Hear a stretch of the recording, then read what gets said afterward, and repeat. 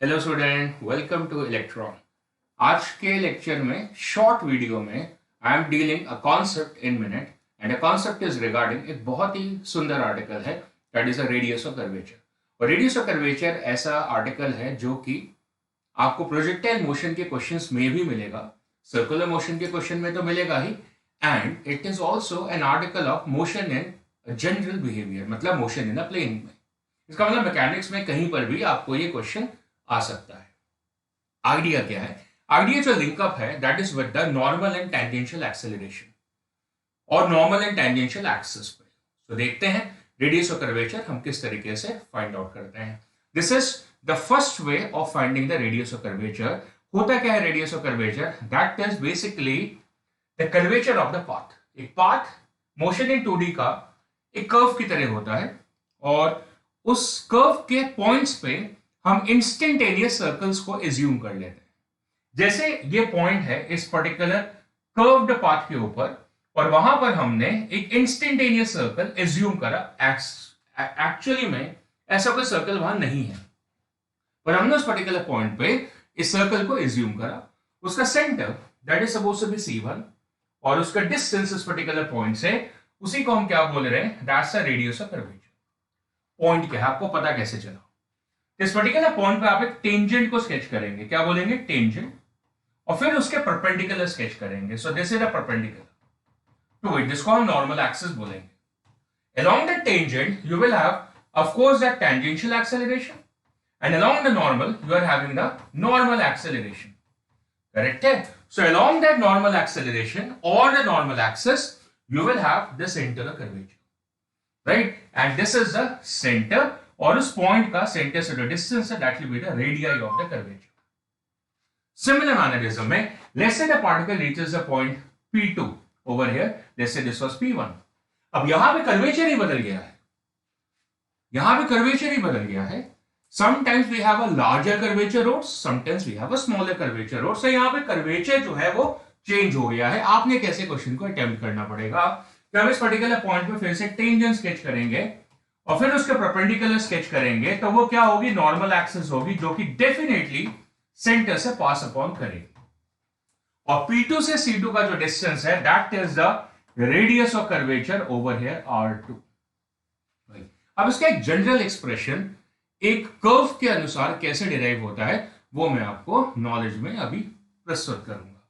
So let me give you that derivation of it, in which you can see I have a general path over here. What is it? It's a general path.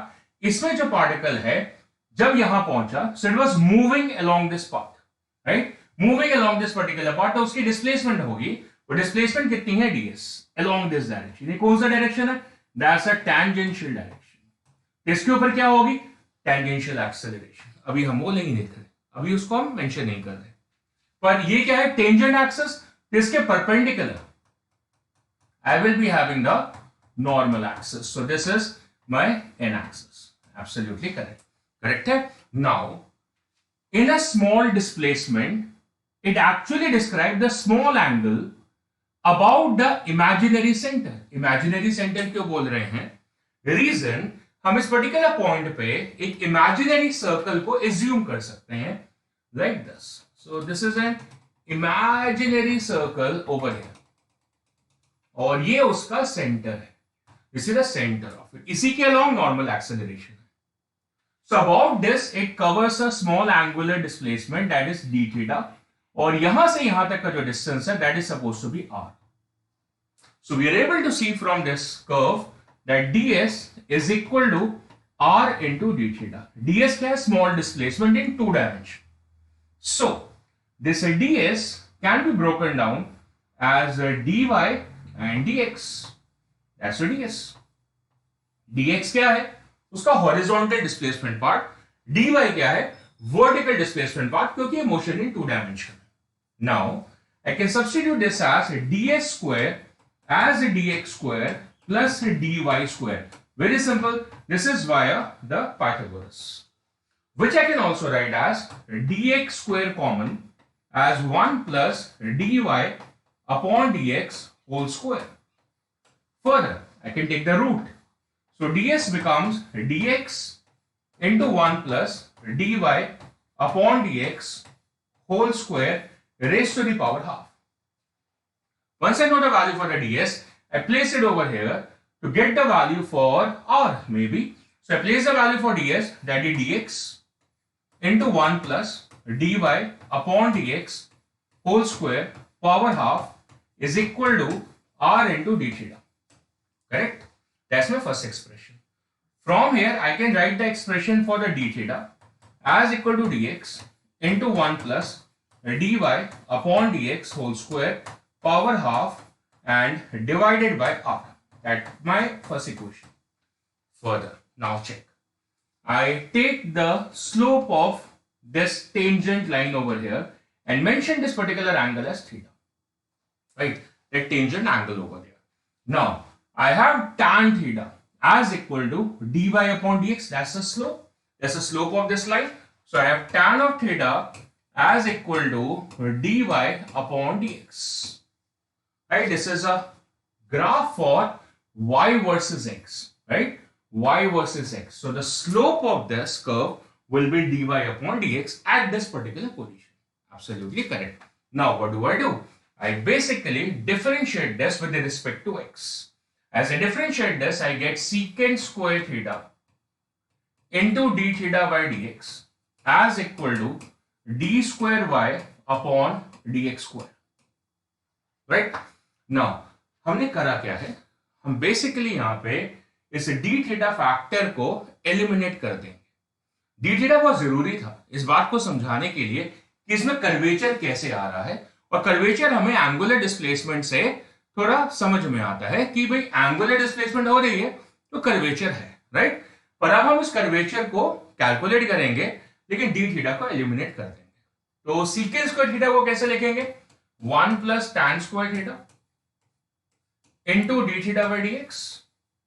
dx को ऊपर लिख लेते हैं, that is dx into D square Y upon dx square. Right?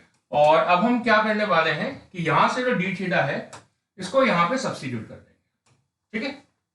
Now see 1 plus tan square theta, तो tan theta यहां से pickup करो, that is dy upon dx whole square.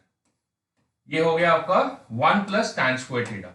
अब डी थीटा की वैल्यू यहां से, so that is dx upon r into 1 plus dy upon dx whole square और raised to the power half. Be very careful. जैसे dy upon dx whole square मतलब आपने एक बार differentiate करा उसका स्क्वायर लिया है, और ये जो टर्म है दैट इज जो अभी मैं लिखने वाला हूं that is D square Y upon D X square, मतलब ये सेकेंड ऑर्डर डेरिवेटिव है. समझ आ रही है ना? बिल्कुल इजीली. सो dx यहां से कैंसल्ड आउट है and I'm able to write my expression for 1 upon r. So what is 1 upon r equal to? That's a d square y upon dx square divided by 1 plus, see this term, same term, 1 plus dy upon dx whole square, and the power is getting added up. यहाँ पे power कितनी है? 1 है, यहाँ पे half है, so 1 plus half is 3 by 2, and that's my ready reckoner expression for finding the radius of curvature for a general curve. इसमें आपको AT और AN की बस नॉलेज पता होनी चाहिए थी, पर उनकी वैल्यूज की जरूरत नहीं है. इसके अंदर आपके पास अगर कोई एक पर्टिकुलर फंक्शन गिवन है ट्रैजेक्टरी का y वर्सेस x का, आप उसको डिफरेंशिएट करके दो बार इस एक्सप्रेशन में उसके वैल्यू को प्लेस करके रेडियस ऑफ कर्वेचर को at a particular position at a particular instant calculate कर सकते हैं. For that you must watch my next video which will be for the numerical in minute for the case of the radius of curvature calculation. I'll be coming back again. Thank you.